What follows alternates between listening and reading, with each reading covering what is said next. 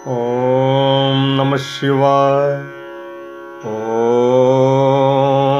नमः शिवाय। ओम नमः शिवाय। मुनिगण बोले, महाप्राज्ञ सूत जी, हम सब लोग प्रतिदिन दुर्गा के चरित्र को निरंतर सुनना चाहते हैं, अतः आप भगवती की अद्भुत लीला का वर्णन कीजिए। सूत जी कहते हैं, मुनियों, पूर्व काल में दुर्गम नाम का एक महाबलवान असुर था। उसने ब्रह्मा जी के वरदान से चारों वेदों को हस्तगत कर लिया था तथा वह पृथ्वी तल पर बहुत उपद्रव करने लगा, जिससे सब लोग दुखी हो गए। उनके महान दुख को देखकर सब देवता महेश्वरी योग माया की शरण में गए। देवगण बोले, हे महामाए, अपनी समस्त प्रजाओं की रक्षा करें एवं अपने क्रोध को दूर करें, अन्यथा सभी लोग नष्ट हो जाएंगे। इसके बाद प्रजाओं को दुखी देखकर भगवती के अनंत नेत्रों में करुणा के आंसू छलक गए। वे व्याकुल होकर लगातार 9 दिन और 9 रात रोती रहीं। अपने नेत्रों से हजारों जल धाराएं बहाने लगीं। उन धाराओं से सभी लोग तथा समस्त औषधियां तृप्त हो गईं। इस प्रकार ब्राह्मण, देवता और मनुष्यों सहित सभी संतुष्ट हो गए। उस समय समस्त देवता एकत्र होकर बोले, देवी, अब कृपा करके दुर्गमासुर के द्वारा अपहत हुए वेद लाकर हमें दीजिए। तब देवी ने तथास्तु कहकर कहा, हे देवताओं, अपने घर को जाओ, मैं शीघ्र ही वेद लाकर तुम्हें अर्पित करूंगी। इसके अनंतर स्वर्ग, भूलोक तथा अंतरिक्ष में कोलाहल मच गया। उसे सुनकर उस भयानक दैत्य ने चारों ओर से देवपुरी को घेर लिया। फिर तो देवी और दैत्य दोनों में घोर युद्ध आरंभ हो गया। सम्रांगण में दोनों ओर से तीखे बाणों की वर्षा होने लगी। इसी बीच में देवी के शरीर से सुंदर स्वरूप वाली काली, तारा, छिन्नमस्ता, श्रीविद्या, भुवनेश्वरी, भैरवी, बगला, ध्रुमा, श्रीमती, त्रिपुर सुंदरी तथा मातंगी, ये मनोहर रूप वाली 10 महाविद्याएं शस्त्र युक्त हो प्रकट हो गईं। तत्पश्चात दिव्य मूर्ति वाली असंख्य मातृकाएं प्रकट हुईं। उन मातृगणों के साथ दैत्यों का भयंकर युद्ध प्रारंभ हुआ।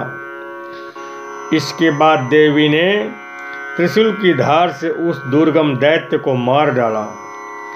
इस प्रकार भगवती ने उस समय दुर्गमासुर नामक दैत्य को मारकर चारों वेद वापस ले देवताओं को दे दिए।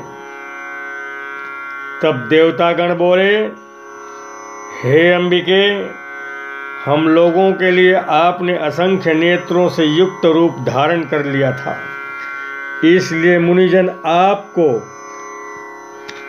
शताक्षी कहेंगे। अपने शरीर से उत्पन्न हुए शाकों द्वारा आपने समस्त लोकों का भरण पोषण किया है, इसलिए शाकंभरी नाम से आपकी ख्याति होगी। आपने दुर्गम नामक महादैत्य का वध किया है, इसलिए लोग आप कल्याणमयी भगवती को दुर्गा कहेंगे। माता, आप तक मन, वाणी और शरीर की पहुंच होनी कठिन है। सूर्य, चंद्रमा और अग्नि, ये तीनों आपके नेत्र हैं। हम आपके प्रभाव को नहीं जानते। इसलिए आपकी स्तुति करने में असमर्थ है। देवी ने कहा, जैसे पूर्व काल में तुम्हारी रक्षा के लिए मैंने दैत्यों को मारा है, उसी प्रकार आगे भी असुरों का संहार करूंगी। जब मैं भ्रमर का रूप धारण करके अरुण नामक असुर का वध करूंगी, तब संसार के मनुष्य मुझे भ्रामरी